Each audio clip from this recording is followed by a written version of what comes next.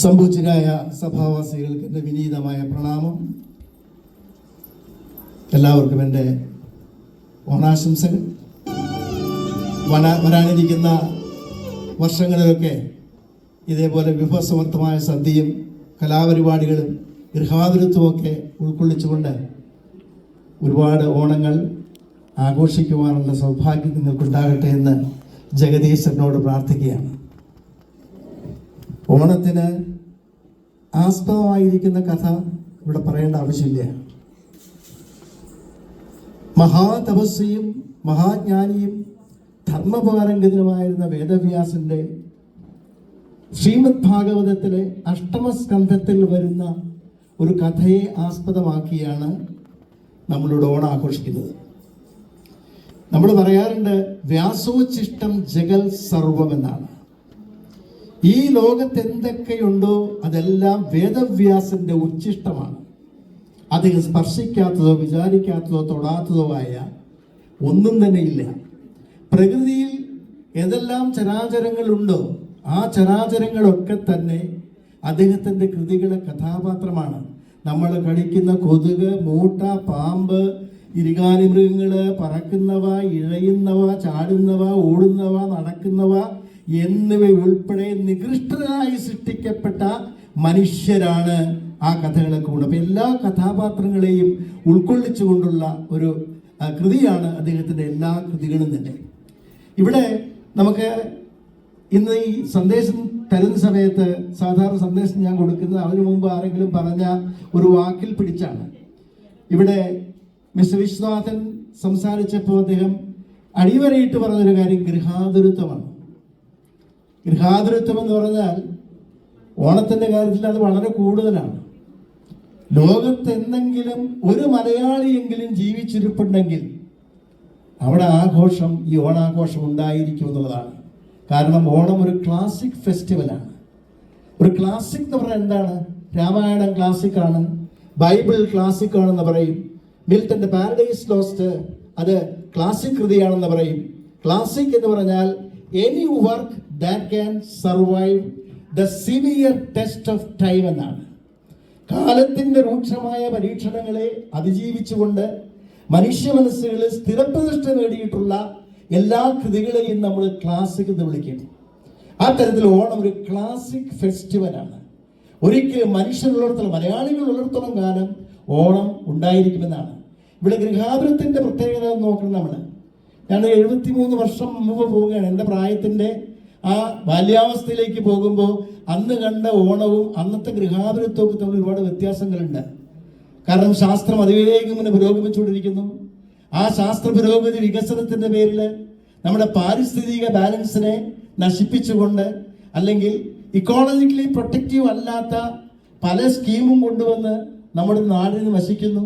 വയനാട്ടിൽ ഉണ്ടായ സംഭവം നിങ്ങൾക്ക് ഓർക്കാം. ഇതൊക്കെ എന്തുകൊണ്ടാണ്? പ്രകൃതിയെ അവഗണിക്കുന്നതുകൊണ്ടാണ്. ഓണത്തിന്റെ ഒരു പ്രത്യേകത എന്ന് പറഞ്ഞാൽ നാം വിചാരിച്ചാൽ ഈ പൂക്കളൊന്നും ഉണ്ടാകില്ല. കാടും വീടും നാടും നഗരവും ഒക്കെ തന്നെ പ്രകൃതി രമണീയമായ പൂക്കളെ കൊണ്ട്, വർണ്ണശബളിതമായ പൂക്കളെ കൊണ്ട്, സുഗന്ധവാഹിയായ പൂക്കളെ കൊണ്ട് നിറയുന്നു ഈ കാലഘട്ടത്തിൽ. ആവണിമാസം വന്നു കഴിഞ്ഞാൽ ആകാശം പോലും, അതുകൊണ്ടാണ് ഈ ശ്വാസം പാടിയത് ഉത്രാട പൂനിലാവേ വാ എന്നാണ്. ഇന്നത്തെ പോലെ ലൈറ്റ് ഒന്നും വന്നില്ല ആ കാലഘട്ടത്തിൽ. എനിക്ക് 2-3 വയസ്സുള്ള സമയത്ത് ലൈറ്റ് ഇല്ല, റേഡിയോ ഇല്ല, അതുകൊണ്ട് വെളിച്ചമൊന്നും എങ്ങുമില്ല. പക്ഷെ വെളിച്ചമില്ലെങ്കിലും ഉത്രാട രാത്രി ആയി കഴിഞ്ഞാൽ അവിടെ നിലാവാണ്. ഉത്രാട പൂനിലാവേ വാ എന്ന ഗാനം ശ്രദ്ധിച്ചു നോക്കുക. ആ നിലാവ് എന്തൊക്കെ ചെയ്യുന്നു എന്നാണ്. ആകാശങ്ങളാണെങ്കിലോ നക്ഷത്രഗജമായ ആകാശം പൂക്കളം പോലെയാണ്. അത് ഒരുപാട്, എത്ര നക്ഷത്രങ്ങളാണ്, എത്ര താരങ്ങളാണ് ഈ ആകാശ സംവിധാനം. ഇന്ന് അതേ സമയത്ത് അത് മാറിയിരിക്കുന്നു.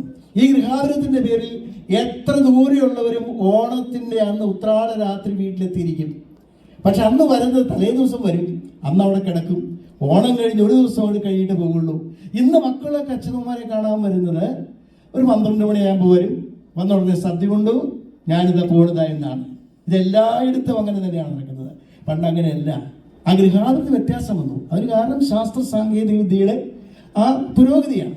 കാരണം വികസനം എന്നൊരു വാക്ക് മാത്രമേ വരുന്നുള്ളൂ.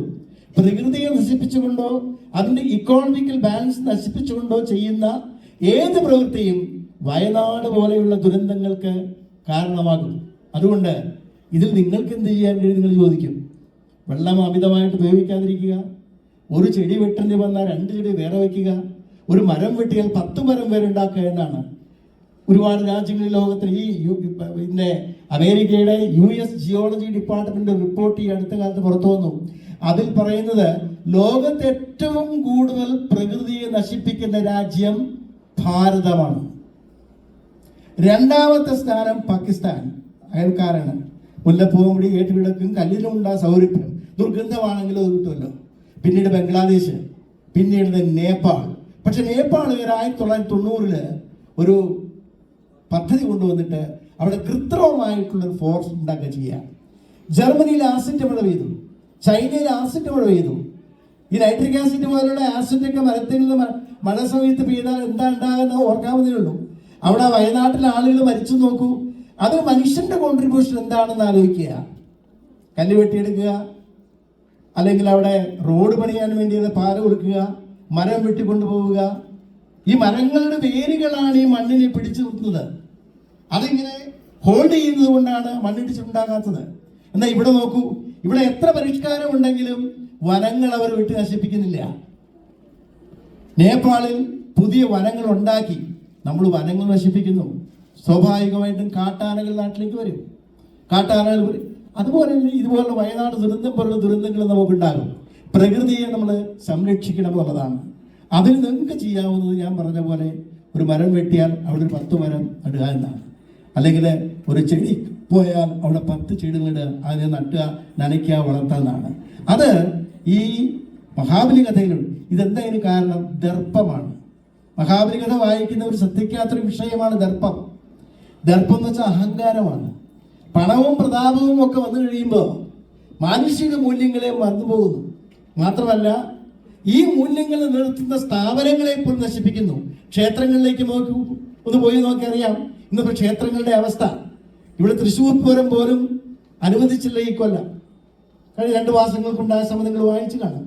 തൃശ്ശൂർ പൂരം എന്ന് പറയുന്നത് തൃശ്ശൂരിന്റെ മാത്രമല്ല കേരളത്തിന്റെ മുഴുവൻ അഭിമാനകരമായ ഉത്സവമാണ്. ഹിന്ദുവിന്റെ ആഘോഷമാണെന്നതിന്റെ പേരിലാണ് അത് തടസ്സപ്പെടുത്തിയത്. രാഷ്ട്രീയ കാരണങ്ങൾ എന്തും ആയിക്കോട്ടെ, അത് നിങ്ങൾ വിവിധ രാഷ്ട്രീയക്കാരാണ്. പക്ഷേ നമ്മുടെ സ്ഥാപനങ്ങൾ, ക്ഷേത്രങ്ങൾ, ഇതൊക്കെ തന്നെ സംസ്കാരത്തിന്റെ പാരമ്പര്യം. ആർദുലി ടോയിൻബിയും JB പ്രീസ്ലിയും ആൾഡസ് സക്സ്ലിയും അതുപോലെ മാക്സ് മുള്ളറുമൊക്കെ ഇന്ത്യയിൽ വന്നിട്ട് പറഞ്ഞിട്ടുള്ളത് ഇവിടുത്തെ ആധ്യാത്മികയുടെ പ്രതീകങ്ങളായ ഘനഗാംഭീര്യം തുളുമ്പുന്ന ക്ഷേത്രങ്ങളാണ് ഭാരത സംസ്കാരത്തിന്റെ നാഴികക്കല്ലെന്ന് അടിയറ വിട്ട് ഈ വിദേശികളെല്ലാം തന്നെ പറഞ്ഞിട്ടുണ്ട്. JB പ്രീസ്ലി ഇന്ത്യയെ കുറിച്ച് എസ് എഴുതിയിട്ടുണ്ട്. ആ എസ് എക്ക് പറയുന്നു, little spirituality Bharat will be better than any other country in the world. അദ്ദേഹം പറഞ്ഞത് സ്പിരിച്വാലിറ്റി കുറിച്ച് കൂടിപ്പോയി എന്നാണ്.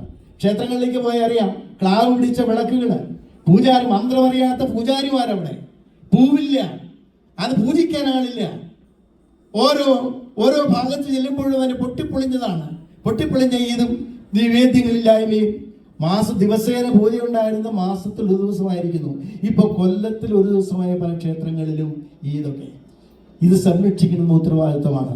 ആചാരങ്ങളും അനുഷ്ഠാനങ്ങളും പാലിക്കാത്തത്തോളം കാലം മനുഷ്യ പുരോഗതി ഉണ്ടാകില്ലെന്നാണ്. അത് വെച്ച് നോക്കുമ്പോൾ മഹാബലിയുടെ ദർപ്പം അതിന് ഒരു ശുദ്ധമായ വാണിംഗ് ആണ്. മഹാബലി ഇത്രയും നല്ലവനായിരുന്നു. ഇവിടെ പാടുന്നുണ്ടായിരുന്നു, ഇവിടെ മാവേലി നാടുവാണമുള്ള അത് സഹോദരനയ്യപ്പൻ എഴുതിയ ഗാനമാണ് അവർ ആലപിച്ചത്. ആ ഗാനത്തിൽ പറഞ്ഞു നോക്കുക, മാവേലി നാടു വാണിയിടും കാലം മാനുഷരെല്ലാവരും ഒന്നുപോലെ. അതൊക്കെ ശരിയാണ്. ആ രാജധർമ്മത്തെ പരിപാലിച്ച മഹാബലിയെ ഓർക്കുമ്പോൾ അദ്ദേഹത്തിന് എന്തുകൊണ്ട് ഈ ഗതികേട് വന്നു? പാതാളത്തിലേക്ക് ചവിട്ടിത്താഴ്ത്തിയിട്ടൊന്നുമില്ല. ഭഗവാൻ കൂടെ പാതാളത്തിലേക്ക് കൊണ്ടുപോവുക ചെയ്തേ. സുതലം എന്ന് പറയുന്ന സ്വർഗത്തേക്കാൾ മനോഹരമായ സ്ഥലമാണ്. അവിടെ സർവ്വസുഖങ്ങളോടും കൂടിയിട്ടാണ് ഭഗവാൻ മഹാബലിയെ ആ പാതാളത്തിൽ എത്തിച്ചത്. അവിടുത്തെ രാജാവായി വാഴിച്ചുകൊണ്ട് പറഞ്ഞു, ഭാവിയിൽ വരുന്ന ഈ ദേവേന്ദ്രന്റെ കാലം കഴിഞ്ഞാൽ അടുത്ത ഇന്ദ്രൻ നീയായിരിക്കും. മഹാബലി ശിക്ഷിച്ചൊന്നുമില്ല വാമന്. അതൊക്കെ വെറുതെ ആളുകൾ ചുമ്മാ പറയുന്നതാണ്. ഓണത്തിന് സന്ദേശമുണ്ടോ? മഹാബലി ഉണ്ടായിരുന്നോ? ഇന്നലെ ഒരുത്തം പ്രസംഗിക്കുന്ന കേട്ടു. മഹാബലി കേരളത്തിൽ വന്നിട്ടുണ്ടോ? അയാൾ ഗുജറാത്തുകാരനാണല്ലോ. ഇനി ഉഗാണ്ടക്കാരനാണെന്ന് പറയുന്ന കാലമായിരിക്കും വരാൻ പോവുക. അപ്പോ ഹിന്ദുമത പുരാണങ്ങളും ഹിന്ദുമത തത്വങ്ങളും നമ്മുടെ സങ്കീർത്തനങ്ങളും ഒക്കെ വിശ്വസിക്കാനുള്ളതാണ്, ചോദ്യം ചെയ്യാനുള്ളതല്ല. മഹാബലി ഉണ്ടായിരുന്നോ? ഉണ്ടാകാതിരിക്കട്ടെ. വ്യാസൻ തന്നെ പറഞ്ഞിട്ടുണ്ടല്ലോ, ഈ കഥകളൊക്കെ പറഞ്ഞിട്ട് വ്യാസൻ പറയുന്നു, ഈ ഇമാ കഥാഹേ, ഞാൻ ഈ പറയുന്നതെല്ലാം കഥകളാണ്. തേ കഥ മഹീയത, ആരെക്കുറിച്ചാണത്? തേ കഥ, ഈ കഥകളൊക്കെ തന്നെ മഹാന്മാരെ കുറിച്ചാണ്. എങ്ങനെയുള്ളവരാണ്? പരേഷു, പരലോകം പ്രാപിച്ചിരിക്കുന്നതും ഇന്ന് ജീവിച്ചിരിക്കുന്നതുമായ ആളുകളെ കുറിച്ചാണ് ഞാൻ ഈ കഥ പറഞ്ഞിരിക്കുന്നത്. എന്തിനാണ് പറഞ്ഞത്? വിജ്ഞാന വൈരാഗ്യം, നിങ്ങളിൽ ചില വസ്തുക്കളോട് വെറുപ്പും ചില വസ്തുക്കളോട് ഇഷ്ടവും തോന്നാൻ വേണ്ടിയിട്ടാണ് പറഞ്ഞത്. സത്യത്തെ നിങ്ങൾ വെറുക്കണം, സ്നേഹിക്കണം, അസത്യത്തെ വെറുക്കണം. അപ്പൊ നിങ്ങൾക്ക് വായനക്കാർക്ക് വിജ്ഞാന വൈരാഗ്യം ഉണ്ടാക്കുന്നതിന് വേണ്ടി ഞാൻ ഉണ്ടാക്കിയിട്ടുള്ള കഥകളാണ് മഹാഭാരതത്തിലും ഭാഗവതത്തിലും ഞാൻ പറഞ്ഞിട്ടുള്ളത്. മാത്രമല്ല, ഇതെങ്ങനെയാ? വാഗൽഭയ, എന്റെ വാചക കസർത്താണ് ഇതെല്ലാം. ന പാരമാർത്ഥ, അതിൽ പരമാർത്ഥമില്ല. ഇനി ഒരു ചോദ്യം നിങ്ങൾക്ക് എന്നോട് ചോദിക്കാനൊക്കില്ല. കാരണം വ്യാസം പറഞ്ഞിരിക്കുന്നു, ഞാൻ ഈ പറഞ്ഞിരിക്കുന്നതും കഥകളാണ്. ജീവിച്ചിരിക്കുന്നവരെ കുറിച്ചും മനുഷ്യരെ കുറിച്ചുമുള്ള കഥകൾ.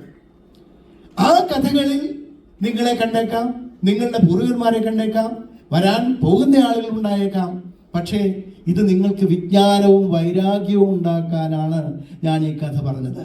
അതുകൊണ്ട് ഈ കഥയിൽ എന്തെങ്കിലും സംശയം ഉണ്ടെങ്കിൽ ചോദ്യത്തിന് പ്രസക്തിയില്ല. കാരണം കഥകളിൽ ചോദ്യമില്ല. രാവണൻ 10,000 കൊല്ലം തപസ് ചെയ്തു എന്നോ, അല്ലെങ്കിൽ മഹാബലി 1000 യാഗങ്ങള് അശ്വമേധയാഗം നടത്തിയെന്നോ, വിശ്വയാഗം നടത്തിയെന്നൊക്കെ പറയുമ്പോൾ നമുക്ക് അത്ഭുതം തോന്നും. പക്ഷേ അത് വിശ്വസിച്ചേ പറ്റൂ എന്നാണ്. അതുകൊണ്ട് എനിക്ക് പറയാനുള്ളത്, നമ്മുടെ ആചാരമര്യാദകൾ, നമ്മുടെ ആചാരങ്ങളുടെയും അനുഷ്ഠാനങ്ങളുടെയും ബിംബങ്ങളായ ക്ഷേത്രങ്ങൾ, അതുമായിട്ട് ബന്ധപ്പെട്ട സ്ഥലങ്ങളൊക്കെ സംരക്ഷിക്കുവാനുള്ള ഒരു പ്രബുദ്ധത മാന്യ ശ്രോതാക്കൾക്കുണ്ടാകണമെന്ന് ആശംസിച്ചുകൊണ്ടും, ഇനിയും ശുഭദീപ്തമായ മംഗളകരമായ ഓണങ്ങൾ നിങ്ങളുടെ ജീവിതത്തിൽ കടന്നു പോകട്ടെ എന്നും ആശംസിച്ചുകൊണ്ട് ഈ എളിയ പ്രഭാഷണം അവസാനിപ്പിക്കുന്നു. നന്ദി, നമസ്കാരം.